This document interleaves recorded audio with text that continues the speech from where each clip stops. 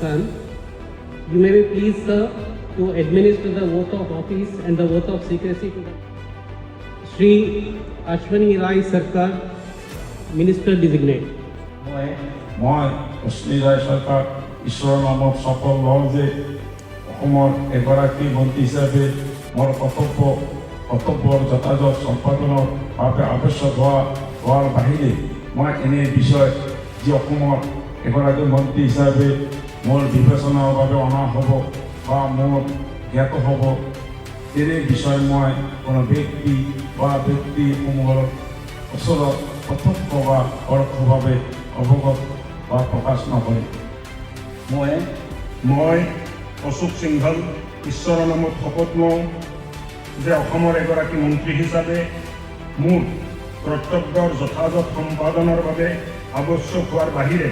মই এনে বিষয় যি অসমৰ এগৰাকী মন্ত্ৰী হিচাপে মোৰ বিবেচনাৰ বাবে অনা হ'ব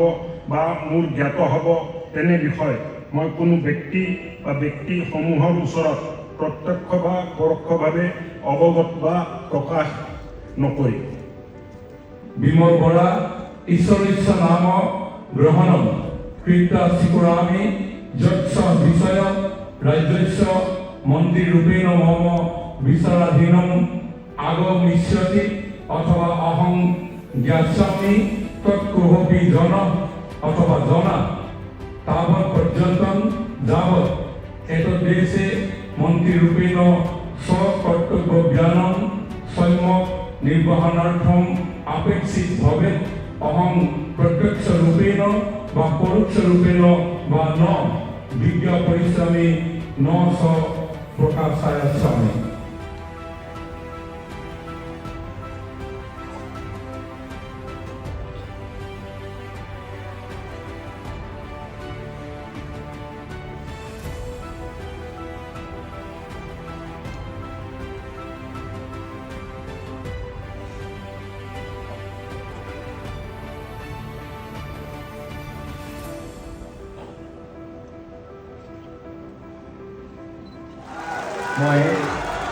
মই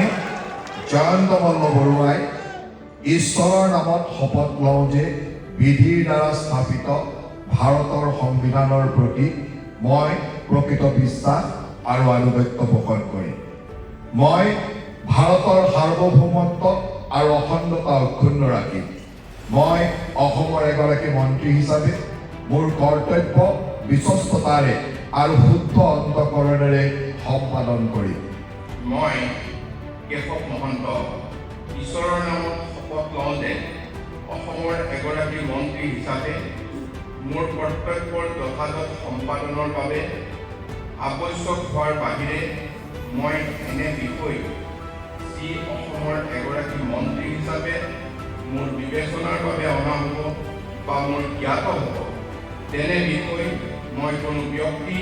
বা ব্যক্তিসমূহৰ ওচৰত প্ৰত্যক্ষ বা পৰোক্ষভাৱে অৱগত বা প্ৰকাশ নকৰিম। আমি কৃষ্ণেন্দু পাল ঈশ্বরের নামে শপথ করছি যে আসাম রাজ্যের মন্ত্রী হিসাবে আমার কাছে যে বিষয় বিবেচনার জন্য উপস্থাপিত করা হবে অথবা মন্ত্রীস্বরূপ আমি জ্ঞাত হব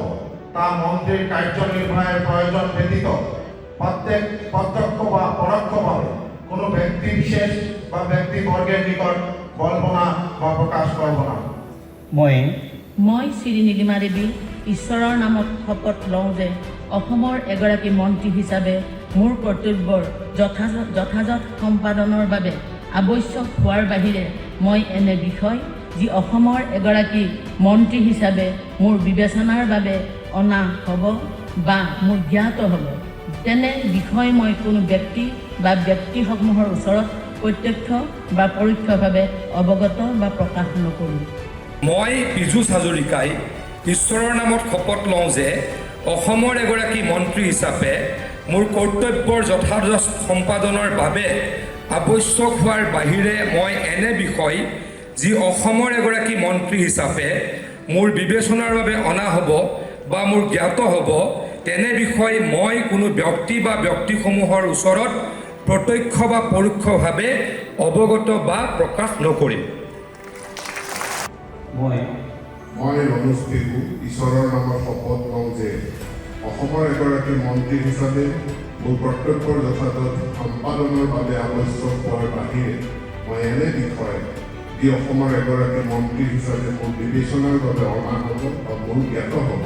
তেনে বিষয়ে মই কোনো ব্যক্তি বা ব্যক্তিসমূহৰ ওচৰত